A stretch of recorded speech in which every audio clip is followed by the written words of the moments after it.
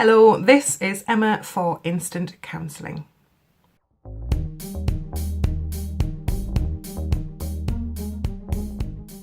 This video is about the menopause and about really making it through what can be for a lot of us a huge life change.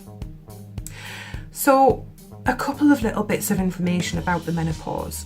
Usually a thing called perimenopause starts at around about the age of 47. And then we hit what's known as a full-blown menopause round about the age of 52 on average. Now, the terminology menopause really comes into play when we haven't had a regular or really any menstrual period for about 12 months. So if you haven't had any period at all for 12 months, then you're classed as being in that sort of menopausal point of life. And when we think about symptoms of menopause, this was really interesting because I actually had no idea how long the symptoms lasted for. So I actually had to look this up, and I was really surprised to find that on average it was about 4 years. Now, when we're talking symptoms, obviously there's going to be people at the very lesser end of the scale and then people in symptoms at the very other end of the scale. And whilst there will be people who sail through it and hardly had a night's sweat in amongst the whole ordeal, you know, there'll be people who've really gone through the mill here. And I've got my fingers crossed for me and you that we're in the middle of that somewhere. But it's worth knowing that there is going to be that variation. So getting back to symptoms, 4 years on average, they can last to some degree from the end point of your last period until you've kind of made it through the menopause. And thinking about symptoms of this life change, the first one you'll probably notice is a change in periods. They're not coming as regular, they're different. And that is the first sign usually if you fall into this age bracket of round about 47 to 52. But the caveat in that is really that any change in women's business should be addressed. And if you're unsure about anything, absolutely go to the doctor or the GP. I'm not a GP, so I'm talking about things that are available, information that I can find in books and on the internet. It's not coming from a trained background in menopause. Now we've cleared that up. So the first sign would be changes in menstrual periods, and your pattern will appear to be different. That's the normal first sign.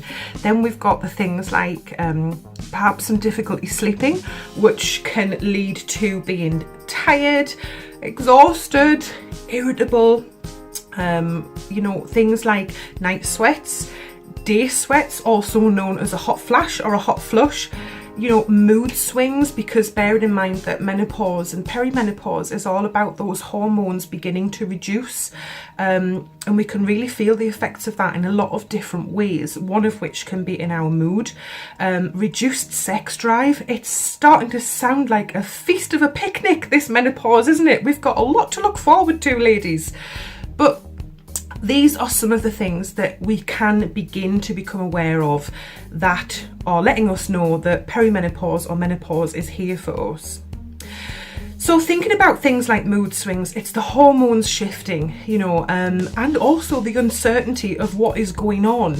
It's very unlikely that we've had a good chat with an older sister, an older friend, a mother, like we did back in the day when we moved into womanhood and experiencing having a menstrual period for the first time.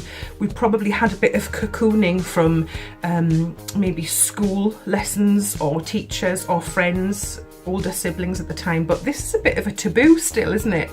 The menopause, it's not the sort of thing really that we sit around and have a coffee and a chat about. So it's still coming out, we're still bringing it out into the open, which is brilliant, and there's a lot more information online.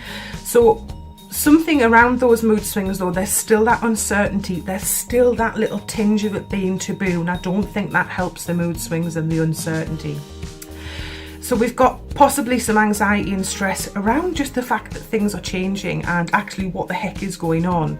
So when we're thinking about mood swings, anxiety, changes, we really need to go back to basics, because this is probably stuff we already know with other things in life. We haven't got to 45, 52 without knowing a thing or two about life. So we probably know how to help ourselves out when we're stressed at this point. Go back to basics. What usually helps you out when you're stressed? Is it a bit of yoga, a bit of Tai Chi going on? What is going to help you when you're stressed, when you're feeling those mood swings? You've probably had 50 years to figure yourself out by now. Go back to basics. What works for you? Schedule it in. Make it a priority. So you really need to commit to supporting yourself through menopause. Schedule it in. Actually be a little bit selfish with this, because if you need to be practicing some yoga to help with the mood swings that are caused by the shift in hormones, do you not deserve that time? Is it not time just to boss it and say, yes, I'm going to have that? Actually schedule it in. Look at your week ahead, break it down and look for pockets. If mood swings is what you're struggling with, look for active pockets that are available that you can be a little bit selfish in a good way and book that stuff in. Another thing that comes up all the time when we talk about menopause is the sweats, the night sweats. You know, I'm a bit frightened of being out in public and just all of a sudden feeling like someone's thrown a bucket of water at me. But there's a lot we can do in preparation for this. So let's look at night sweats, for example. Let's get a bit logical about it. Fan beside the bed, you know, just to be able to bring that temperature down really quickly. Things like forehead strips for kids. Have you seen the gel cooling forehead strips? They're really, really soothing. If you've got a migraine, they're wonderful as well. Just to keep it in your bedside drawer. Cool spray is a new thing out that's been, well, it's been out for a while, but it's lovely, it's really refreshing, and I think it just gets beyond that panic of, oh God, I'm so hot, you know, I need to do something. Just have a few strategies in place, and I like to call this giving yourself the best chance. Just think ahead of time, I can put that there, I can have a cool strip in that drawer, I'll put my spray down beside the bed, and I'll have everything I need in that moment should that happen. I think another thing that is worth doing if you're not at the perimenopause or menopausal stage yet is to actually do your research now. Demystify it. Get rid of some of the fear. You know, I've learned something in doing this video, that the symptoms of menopause can last for about 4 years. I didn't know that. So I think, you know, sort of age 35 plus, it's worth actually just getting to grips with the menopause. What is it about? How might it affect me? How can I imagine myself coping with this and putting some strategies in place, you know, and actually just really demystifying it, taking the taboo out of it. Because we're very lucky at the moment that we are in a day and age where it is starting to come to the surface as something we can talk about now. And really not that many years ago, it was still very hidden, very taboo. You know, maybe talk to your partner about it before it happens and just get their thoughts and feelings on it. And, you know, how much do they know about it?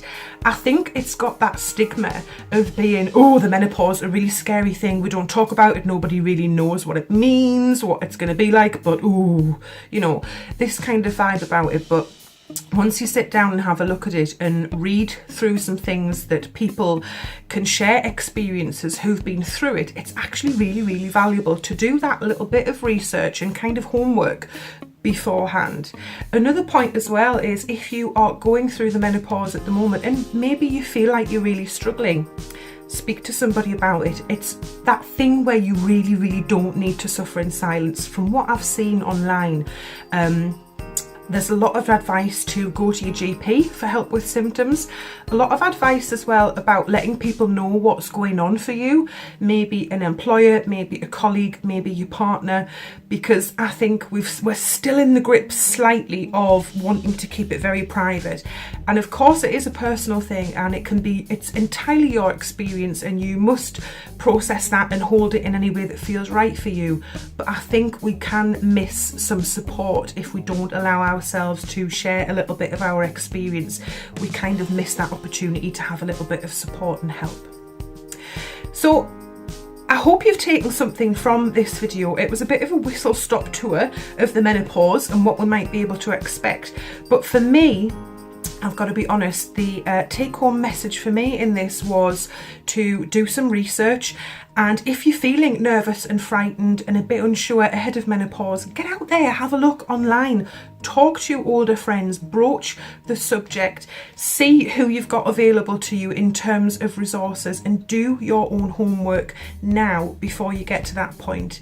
So I hope that's been helpful for you. Thank you for watching, and if you know anybody who will like this video or benefit from it, by all means point them in this direction. Take care for now, and thanks for watching. Goodbye.